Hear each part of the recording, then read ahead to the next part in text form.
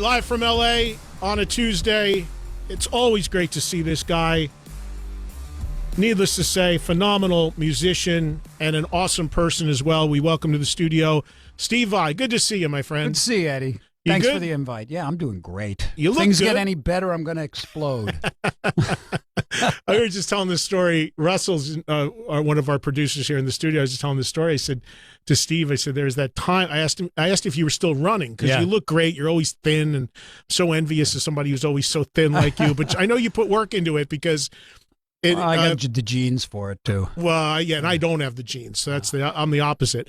But I must have been about 10 years ago. Yeah, my daughter. I live in New Jersey full time, as most people know, and my daughter was taking, I think it was some sort of dance class or something above a theater. And I dropped her off to the dance class, and I'm waiting on the sidewalk. This guy comes running by me, jogging. And I'm like, oh, that looked like Steve. Steve. And you stopped, and it was you jogging. I'm like, what are you doing here? I said, what are you doing here? One of those things. And I didn't realize that night Experience Hendrix was playing in that theater, and you were on that year. That was that Experience? No, it wasn't. Hendrix. It was my solo show, because if you remember, I dragged you up on stage. I coerced you to come to the show, and then during the show, I had this little segment where I'd build a song on stage. Oh, that I remember. Seven Dust were there guys too. From Seven Dust were there. And I dragged you up on stage, and you sang a melody, and we played it. And then the guys from Seven Dust came up, and we jammed. Now, I know we did that, but I think the time I saw you running, you did Experience Hendrix, right? Oh, maybe you're right about that. Oh, okay. Maybe you're right about that. The reason why I remember it was because I would have known if you were just playing Just Build As You. Right. But it was just Experience Hendrix, and I didn't know who was on it. And I didn't know you were on it, which is why I was surprised to see you. Yeah. And then I remember you vividly saying to me, because we walked backstage, we were talking a little bit, and I said, how's this going? And you're like, well, I don't know how I'm going to fit in this. Like, you were concerned about how your style of playing was going to fit doing a Hendrix tribute. And of course it was great, but you were a little apprehensive about it, it seemed like. Yeah, because everybody was, steeped in the blues and very effective blues players. Yeah. And I'm kind of a quirky rock, kind of a player. So I wasn't really sure, but I knew one thing. I loved Hendrix, and I liked the guys on the tour. Yeah. I was playing with Living Colour. They were in the band that I was playing, that was backing me. And it was great. It worked great. That whole experience. Now I remember, yeah. You must have come to the show that I played on your own. Yes, right? And then when you were just playing, I just came to come. Right, and then you called me up, and you're like, we're going to write a song. And I'm like, Steve, I can't play a note. And you're like, well, we're going to show you. And it was amazing. It was so much fun. And it was so great. I think that was a couple years after the whole thing. But you still run on a regular basis? Is that your primary exercise? When I can, yeah. And I'm back now in between legs of a tour, so I try to kick it up a bit. But I like to run when I'm on tour, when it's the nice, when the weather is good. You ever have any problems like knees, feet, anything like that from doing it? No. I don't pound the pavement hard. I'm a slow poke. Yeah. One time I was in Monterrey, Mexico, and I got lost running. And I found myself, oddly enough, in a slaughterhouse area, because it started to smell really bad. And I got really lost, and it was up this hill, and I was coming down, and I did trip and sprain my ankle. It was an interesting show. You don't want to get lost in certain parts of Mexico either. No, but it was, I escaped it. I toured through Mexico with Deep Purple. Oh, really? About 7-8 years ago. And when I say toured Mexico, I don't know how much you've toured there, but we went to some really chickens running across the road, off the grid feeling parts of Mexico. Yeah, I love touring Mexico. Fans are great.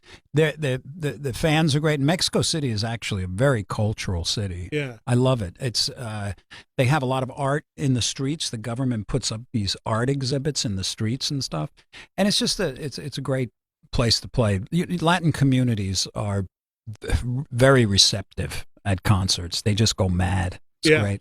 Of all the places you've played, you've been doing this for decades, and you tour globally all the time. You just came back from Europe.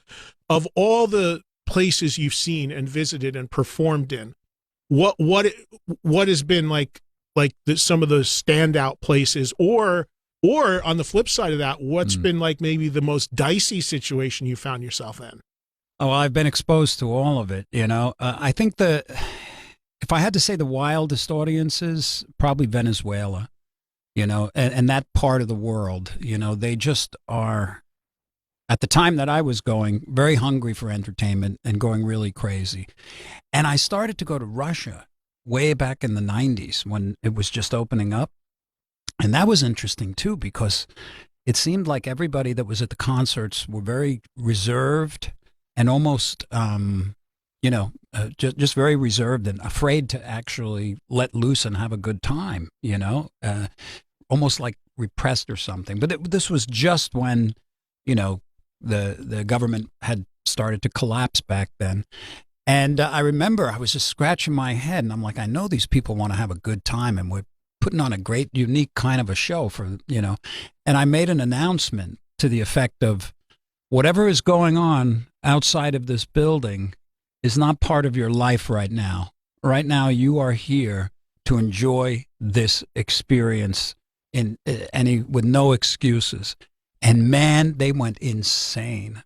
It was like the cork came out. It was great. Do you play Japan often, right? Yeah. So I was told that back in the day, Japan was an interesting thing where the audiences are super reserved while you're playing, to the point that in the 70s they used to even have like a green and red light. Did you hear about this, or did you? I didn't know about this? that, but I can imagine. There was actually like a traffic light. Oh, wow. Where when the light next to the stage, so when the light was red, the audience had to be seated and be quiet. Yeah. And when it turned green, you were allowed to applaud or even stand up. And if you broke that, they had cops in the audience that would escort you out or reprimand you. That's interesting. I have something similar to that, but when the green light goes on, everybody has to take their clothes off and attack the stage. So you have a lot of green lights on your stage. A lot of green lights. But that is interesting about Japan. What I noticed from all these years of touring is everybody enjoys live music, most people, and they just express it differently. And when I would go to Japan, and even still to this day, it's so funny because they are very reserved, but when you're finished with a song, they just erupt. They go, yay, and then down again. Still. And it's like complete silence again. And it's like, oh, okay, we'll play the next song. You just came from now you got a tour. You're about to start your tour in a couple of days, which we'll talk about, but you just came from a bunch of touring in Europe, right? Yeah. How did that all go? Well, it was the most challenging tour I ever embarked upon, but probably one of the most rewarding, because all the bands from 2020, 2021, 2022 that couldn't tour moved their tours to the most desirable time and place to tour, which is the European market during the summer, because it's all the festivals and all this. So a lot of bands were out, and a lot of things happened during the lockdowns. Like all the buses were, sitting still for 2 years, and you can't have a tour bus sit still for 2 years, and all the drivers went to drive trucks. So there was challenges that I'd never experienced, but everybody was having them. But we still made it to every gig, and some great gigs. I did Hellfest in France. Yeah, in France, and that was extraordinary. I actually got up and played with Whitesnake. Right, I wanted to ask you about that. Yeah. You did Still the Night, right? Did Still the Night, which was the last performance that they've done. Yes, because David shut it down after that. Yeah, and including all the U.S. dates, which they should be out on right now. Yeah, yeah. How was he when you saw him? Great. It was right, I think, at the pinnacle of when Tommy got ill, and then David. And Reb was out too. And Reb right? was out. Yeah, he was out for I think like 2 weeks, and he was from what I understand, he was supposed to come back right after the Hellfest, but that was the last show. Did you play? You didn't play the whole set. You just came out. No, I just played Still of the Night. Right. Yeah. How was that for you? Going back. It was great. You know, I mean, they had Whitesnake was going on. They went on right after us. Just on a different stage. So I got off my stage. David invited me the day before. Right. You know, so I'm like, yeah, you know, this is going to be great. Stephen, come and play Stephen with the old Darling. snake, Yeah. darling. Once a snake, always a snake. Yes, exactly. And he's always a great hang, too, you know. So it was just nice to be on that stage in front of all those people playing that song that time. And who else was up there playing guitar? Was it Joel? Joel. But Reb was not. Reb was not there. So they were playing that show, the whole show as a single guitar. Yeah. Oh, wow. Which is very rare for Whitesnake. I'm surprised they didn't recruit you in for the whole set just to fill in for Reb. But... I don't think I would have had enough time to learn it all. Exactly. I wanted to just mention a little shout out to Nuno Betancourt. His birthday today. Today's his birthday. Yeah. Brother Nuno. Your Generation X partner. That's right. Yeah. We should, for those that don't know, as I mentioned, Steve did a few tours under the banner Generation X. It was yourself, it was Nuno, it was Zach Wilde, it was Yngwie, and it was Tosin Abasi. Yeah. And do you want to do more of that? Yeah, we have plans. You know, still kind of putting them together because we all love doing it. You know what I mean? It's really kind of like a little vacation, and it's just laughs the whole time. I can't believe you guys are all on the same bus. Oh, it's great. We're up till like 5, 6 in the morning, just talking and listening to, like, one night we got on a 70s pop music kick. Yeah. You know, you'd be surprised how many people from our generation got that, have that music in their blood, you know? So we were, and oh my God, just being like with Zach and Nuno and Yngwie. I mean, they're all just, you know, their personality. Overwhelming, intense, crazy, beautiful. You know, we just had a great time. So we're trying to do as much as we can, but getting the schedules together is tough. I'm telling you, and I said this to Zach, and I said it to Yngwie, and I said it to Nuno. I don't know Tosin, but I said, to me, if you could ever just put a couple little GoPros up in that bus and roll that at 4 a.m, I would love to see. And they're like, no, nobody needs to see or hear the stuff that's going on. But I mean, that would just be. Now I know Zach doesn't drink anymore because he can't, and I knew Zach when he did drink heavy. Yeah. But is there some drinking going on during that? Nobody's drinking. No, nobody really drinks. I mean, Nuno never had an issue, right? And he'll have a little wine now and then, I think, you know. But no, everybody's sober. Yngwie is stone sober. Man. Is he really? Oh, absolutely. I didn't know that about. I mean, I know him well, but I didn't know many years. Yeah. And for people that never heard or saw this, you guys did Bohemian Rhapsody with that. Yeah, it was. If I might say, it was extraordinary. It is. It really is, and we it's up there online. All guitar instrumental. All guitars. Yeah. We got every voice that Freddie sang.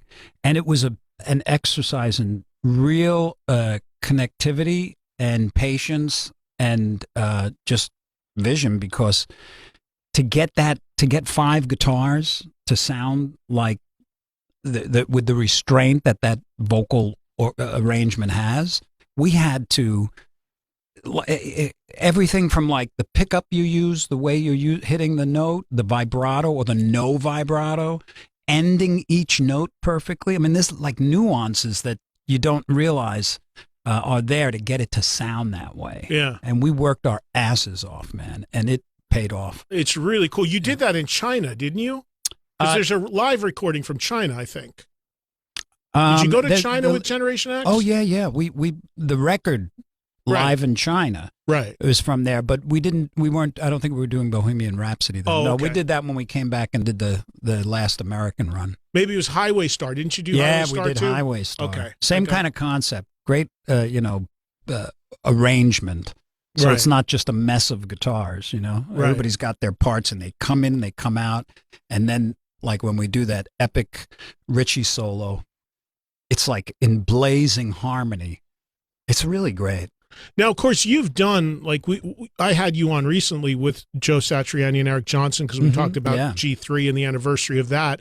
So you're no stranger to doing that sort of grouping of guitar players like that. But for Generation X, that group of musicians, Yngwie, Nuno, Tosin, Zach, did you personally put that together? Were those your picks to make that, Bill? Yeah, it was a concept that I kind of was kicking around for a while. I love doing the G3. You know, the G3 was a little different format in that with G3, each guy brings his band up and plays a little set, and then they leave, and then another band sets up. With Generation X, the idea was to have one backing band and have everybody kind of coming and going and coming and going, sort of like tag teams, and then doing these ensemble pieces together. So that's a different kind of a thing where usually, if you had a big guitar show and guys get up on stage, they're jamming, and like, this is your solo section, and okay, then you stop here, and then this guy goes, and that's great. But this was very different. What we did with Generation X, I haven't seen. It's the ensemble pieces were powerful, well organized, and everybody just delivered.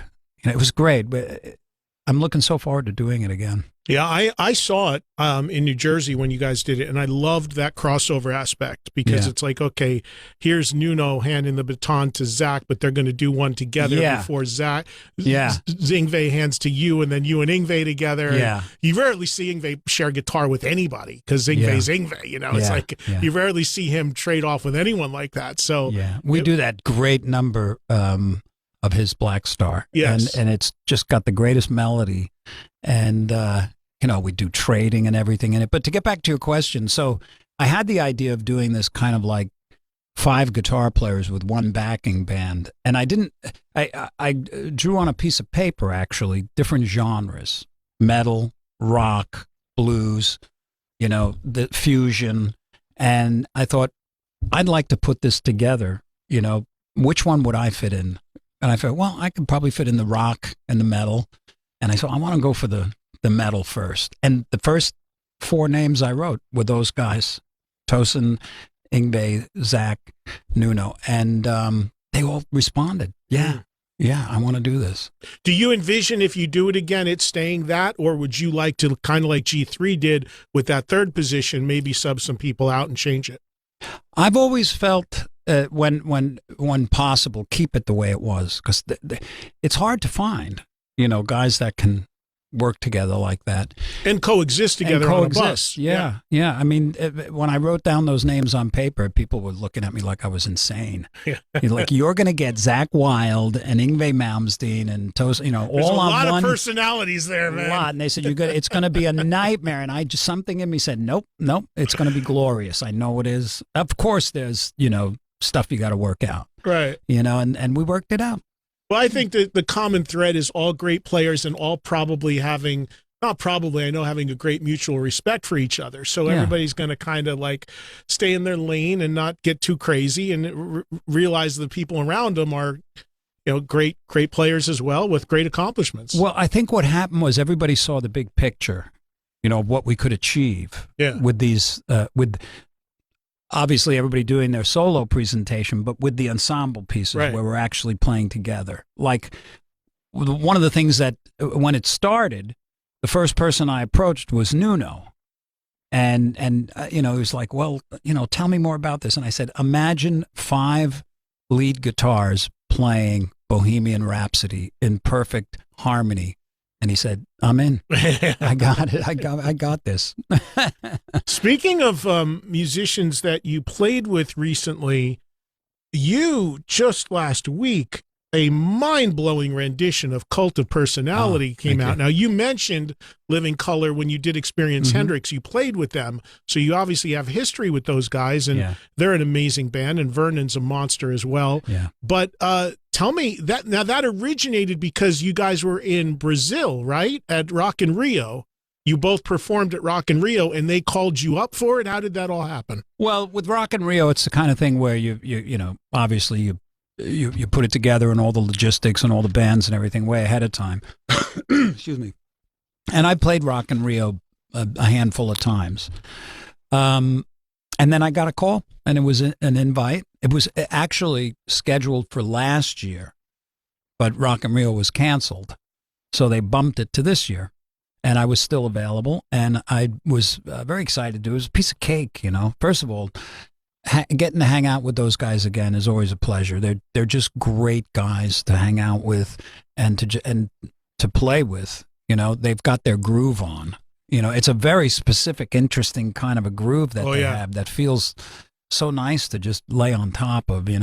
And and it's always nice to be with Vernon. He's a fantastic player and mastermind of sorts, and it was just such an easy cake gig. Hey, you want to come down? Just grab your tech and. But wait, you went just to go play with them? You actually weren't on the bill yourself? No, I just. Oh, I didn't know that. Yeah, I just went to play by myself with Living Color. You didn't play the whole set? No, I did about 4 songs. Oh, you did more than just Cult?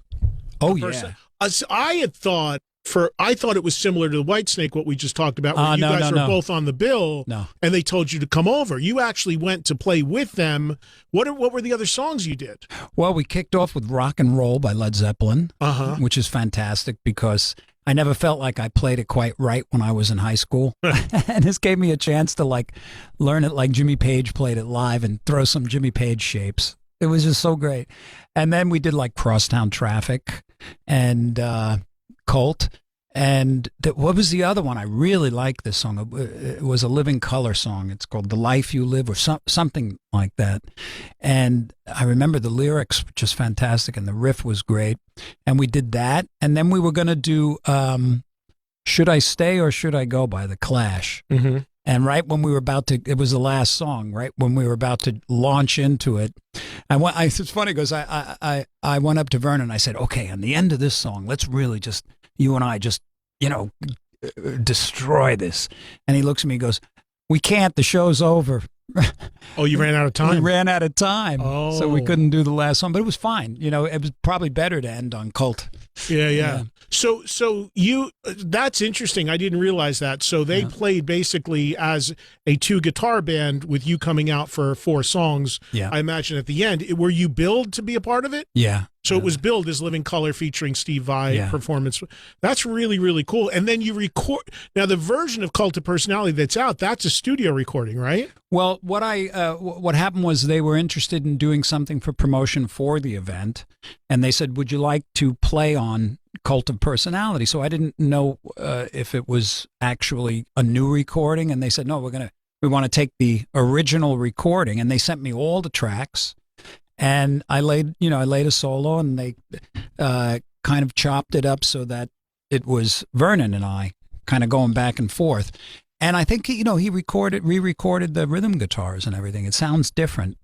Yeah, but that's how it should sound if it's going to be it is a different. New version. Yeah, it was an honor because that song is a classic. Yeah. And I got to play it with the band. Yeah. That was nice. Yeah, I saw those guys last a little under a year ago. Mm-hmm. There's an event in Cancun, one of these all-inclusive resort music events that I do called 80s in the Sand. And they were new to it, and they played it last year. And, it's a very mixed music lineup. So everything from like Culture Club to Howard Jones to Living Color are on it. So like Boz Pop. Yeah, and it's people on vacation again. It's an all-inclusive deal. Yeah. And they came out and played, and I introed them that night, and they just destroyed. Yeah. And it's funny because half the people were like all in, but then the other half who were there for kind of like the 80s synth pop thing were like, what's going on here? Yeah. Because I was all in, of course, but they were like, some of the other people were not quite sure, but the promoter loved it so much he booked him again for this year, and it's coming up next month, so I'll be seeing him again next month. And it's a great setting, obviously, in a beach resort to see those guys. Well, I tell you, I don't care where you come from or what your taste in music is. If you're hearing that band and the way Corey sings, still great. I was listening to Cult of Personality live in Rio, and I could not believe the way he sings still. Yeah. It's every note, perfect intonation, strong, and just amazing. And what a rhythm section with Will and Doug. I mean, just Doug is unreal. Yeah. It's just unreal.